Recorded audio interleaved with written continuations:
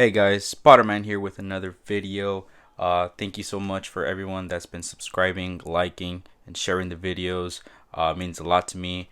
I'm going to be pre-recording a couple of videos just for the holiday season. I want to spend time with my family. I know you guys want to spend time with your family as well. That way there's no issues and I can just post the videos. Um, I'll be getting a bit more comic books along the way. That way, there's no tackling the issue of being constantly wasting money on. Well, it's not wasting money. I just wanna buy a bit better comic books. That way, you guys appreciate and like the content that I'm putting out for these YouTube videos. And it means a lot that everyone is supporting my channel and everything like that. But with that being said, let's get in right into the video. The comic book that we're going to be reviewing today, it's the 200th issue of Iron Man. This is the first appearance of the Monger, and is also the first appearance of the Silver Centurion armor suit. A little history on the Silver Centurion armor. Sorry, I always get it incorrect with the name. It is not, technically speaking, not the first appearance of that armor. It debuted first in a West Coast Avengers comic. I think it was a West Coast Avengers. I'm not sure. I might be incorrect. But it debuted it first there. So when it appeared in that comic book, a lot of people were a little bit confused with why Iron Man's armor turned gray instead of the classic red and gold. So right after that, the Iron Man 200 came out. So a lot of people were a little bit confused with that. But there is a little bit significant changes with the armor. I think the other one, instead of this metallic gray, it had more of a dark gray color to it. If I can find a picture, I'll post it right next to it. That way you guys get a better comparison to it.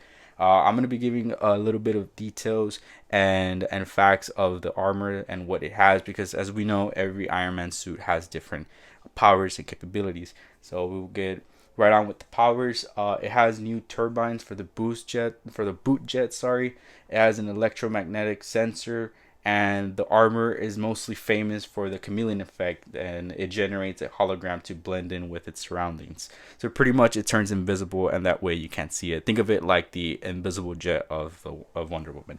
The weapons, it includes a heat lance, cutting lasers, electric shock, variety rays, and a tractor beam. Sorry, I don't really write well when it comes to writing my facts or anything like that. By the way, the facts do come in. I'm going to be putting a link down below. That way you can read more about it. I just write the juicier details about it. And the story goes, so before this comic book happened, there was a couple of more different issues before that. Tony Stark actually tried to quit being Iron Man, like, I believe like a couple of issues before that, and he tried giving the Iron Man suit to a couple of different people. But then he chose the third donor of the Iron Man suit, which was his best friend James Rhodes, or Rhodey as we know him. He was donning the original Iron Man suit. So before that, Tony had already built the Silver Centurion armor, and he just had it kept close by just in case anything happens. You know, this is Iron Man we're talking about. He always has a suit ready, even though he says he's quote unquote quitting, but we all know that he's coming back eventually.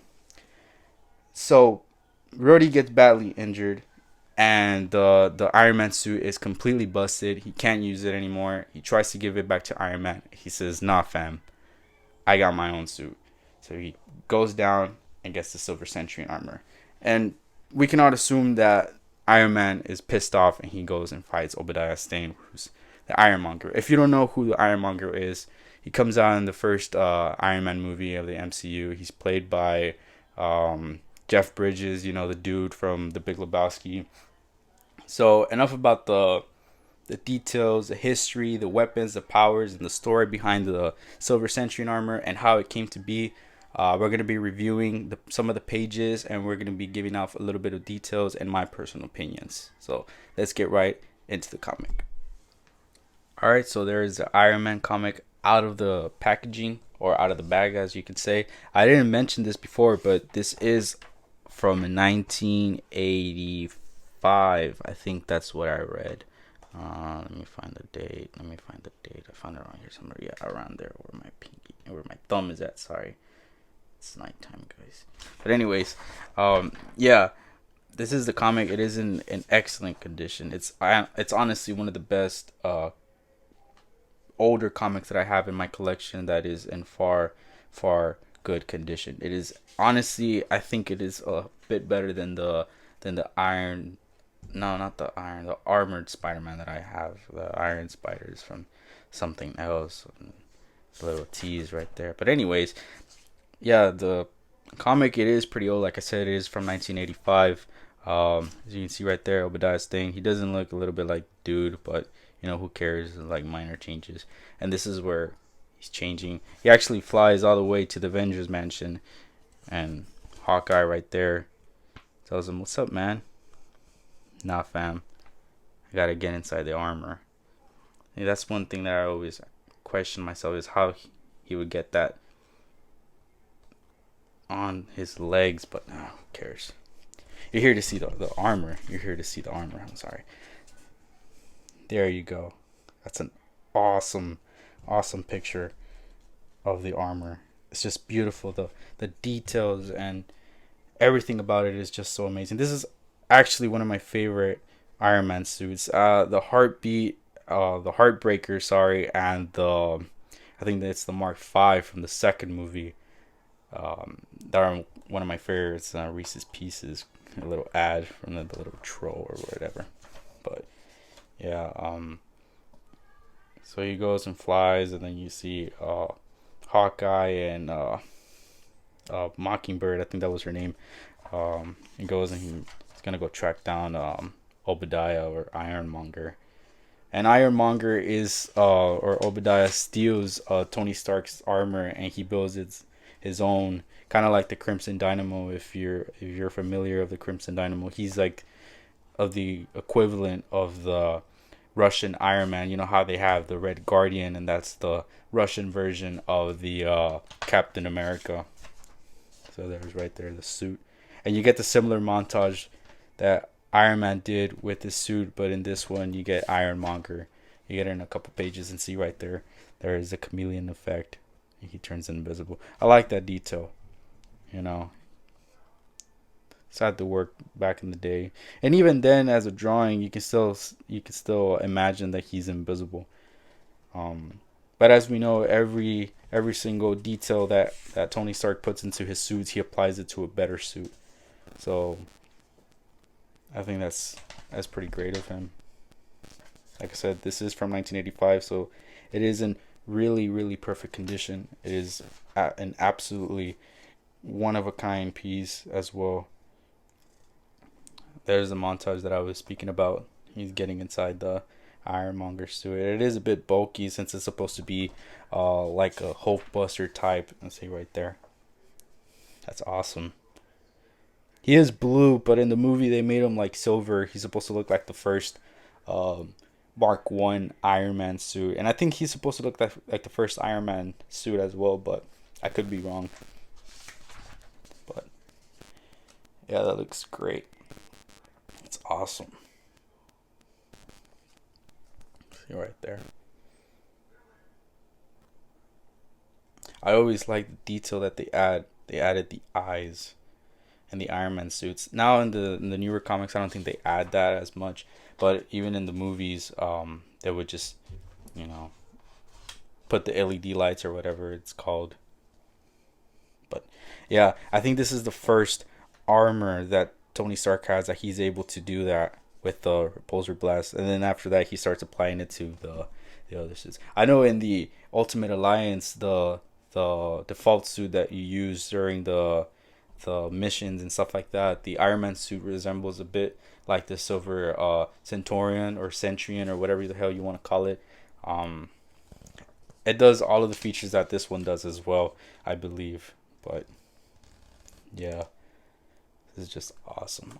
I love the way that the old comic books would look like. They have that pristine, old school styled look to it, and it might be a little bit weird, but even the smell just it's just, you could tell it's old, and I know probably a bunch of people had it, and I know COVID and stuff like that, but still, it's just, as a comic book fan, I enjoy the every small little details of a comic book and stuff like that, and I think this is just an ad for a comic book commercial or comic place back in the '85. But yeah, I will be putting a link on the description of the video. That way you can find out all the other features, or I should say facts of this Iron Man suit if you're a bit more interested. And mind you, this is the first comic book that is not Spider-Man in this channel, even though it's the third video of this channel. But I should be doing a bit more other type of comic books, not just Spider-Man, because I am a fan of all Marvel. You can see right there. You can go ahead and pause. Well, if you can get a chance to pause the video and just read every single thing that they're saying. And I guess Obadiah Stane dies at the end, or something like that. Oh, I didn't even see that. That bro just literally zapped his head. Damn, I did not expect that. What happened? That happened. Somebody lost. Yeah, no shit. Somebody lost. But anyways, guys, I did not see that coming. I really didn't go through the whole book. I should have gone through the whole book, actually. My personal thoughts on this comic book. It's awesome. It's a good piece to have as an Iron Man fan. If you're an Iron Man fan as well, of course you want to have all the armors. It's awesome. It's beautiful. I love the art behind it. Even though it's classic, it's still a really good piece to have.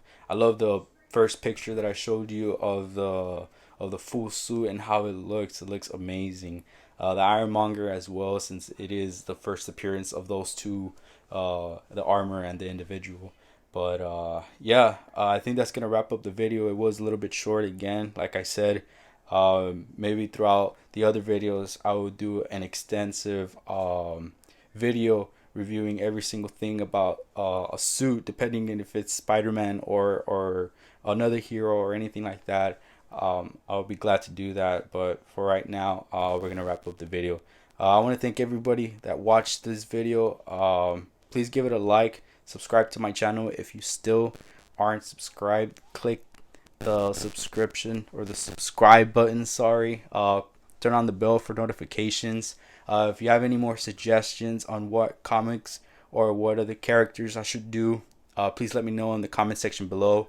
I'll be gladly to read the comments and take your suggestions and to improve on being a content creator with comic books and collectibles in general. Thank you guys so much. You guys have a good day. Peace.